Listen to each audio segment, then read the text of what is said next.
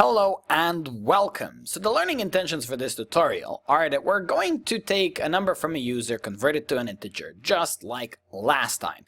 But then we'll do something more interesting. We are going to create a loop that goes through all the numbers less than our number and checks if those two are divisible without a remainder. So in other words, if our number is 10, it'll divide it by 9, 8, 7, 6. So eventually when it gets to 5, 10 divided by 5 has no remainder. So this means that 5 is a factor.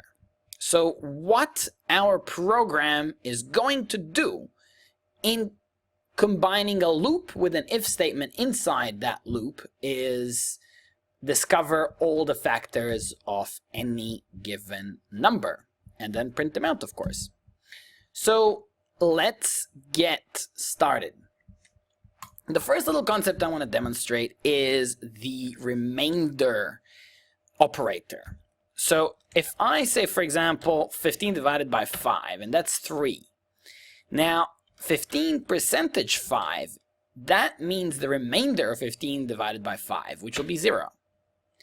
But if we divided 15 by 6, well, we would get a remainder. 15 divided by 6, that'd be 12 and a remainder 3. And that's what the percentage sign does. So 5 is a factor of 15. That's why it has a remainder 0. 3 is a factor of 15 as well. So remainder will be 0. So in other words, every time you take a number divided by a number less than itself, get a 0 remainder, that number is a factor.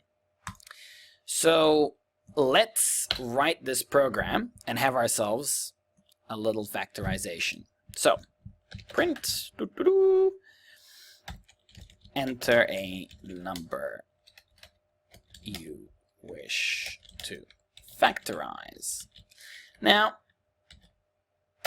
I think I'm becoming a little bit fond of these input statements. So with the input statements, you do not need to use print. You just have to say num equals to, and as we've done before, what this does is save whatever you enter to the variable num.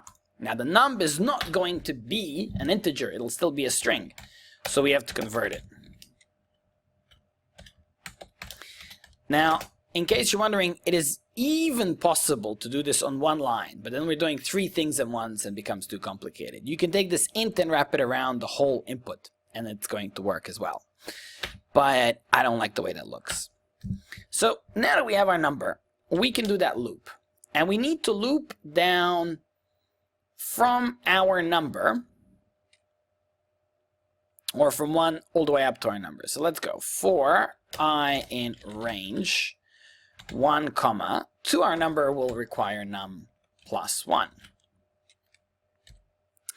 And here's what we do. We say if the number we entered, 15 in this instance, is going to get divided by all numbers less than 15, and when that happens, if the remainder is 0, the I here is that sort of looping number. It'll go from 1, 2, 3, 4. And when that I makes no remainder, then I is a factor. Print I. And we're going to clean this up so it looks a bit prettier, but I think it should already work with no errors. So let's have a go. Factorize 15. We should get, yep, 1 and 15, 3 and 5. That works perfectly. And if you want to make this look better, then you can say I plus is a factor. Now this is going to produce an error, and maybe you can already tell me what the error is going to be. Pum pum pum pum. If you gotta add things using concatenations, they need to both be strings. Now if I converted that to an int, the same kind of logic follows, and then there's going to be a function for string conversion. And now that I convert that number to a string, we should be able to do that. So let's go 98.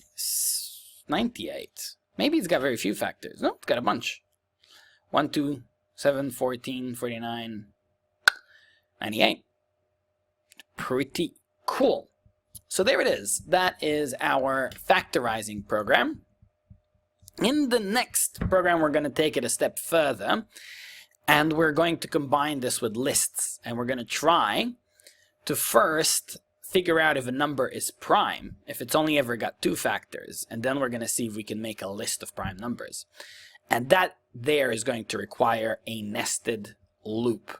So we're really taking loops and if statements slowly but surely to the next level. See you in the next tutorial. Hello there. Good to see you watching these things all the way to the end. Make sure you don't miss any of them, so the subscribe button is going to be bang there. The playlist for Python Fundamentals, the series you're right now watching, right there. And a whole host of other different Python videos you may want to check out over here. Happy viewing. See you later.